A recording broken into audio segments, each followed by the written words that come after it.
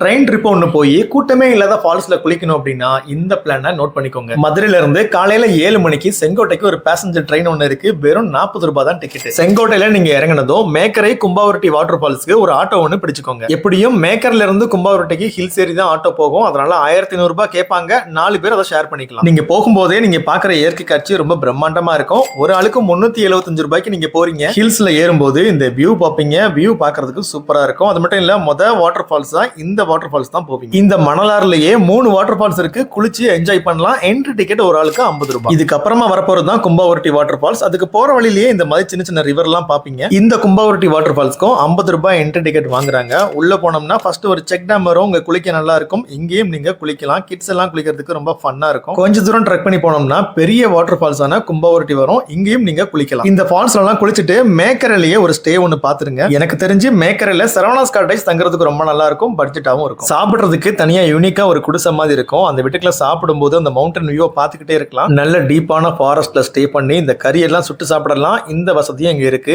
நீங்க கும்பாவரட்டி போயிட்டு அப்படியே ஆட்டோவில் நீங்க மேக்கரில் சரவணாஸ் காட்டேஜ்ல இறக்கி விட சொல்லிடுங்க. ஸ்டேக்கு 1000 ரூபாய் ஆகும். திரும்பி நீங்க ரயில்வே ஸ்டேஷனுக்கு போறதுக்கு 500 ரூபாய் ஆட்டோ சார்ஜ் கேட்பாங்க. இந்த ஸ்டேவை சுத்தி எங்க பார்த்தாலும் தண்ணி தான் இருக்கும். ட்ரெக்கிங்கும் போலாம். உங்க டிராவலுக்கும் ரூமுக்கும் மொத்தமா இவ்வளவுதான் செலவாகுது. சாப்பாடு செலவு தனி தான், கம்மியா தான் வரும். இந்த ரூம் புக் பண்ணணும் அப்படின்னா கீழே நம்பர் போட்டிருக்கேன். கால் பண்ணி புக் பண்ணிக்கோங்க.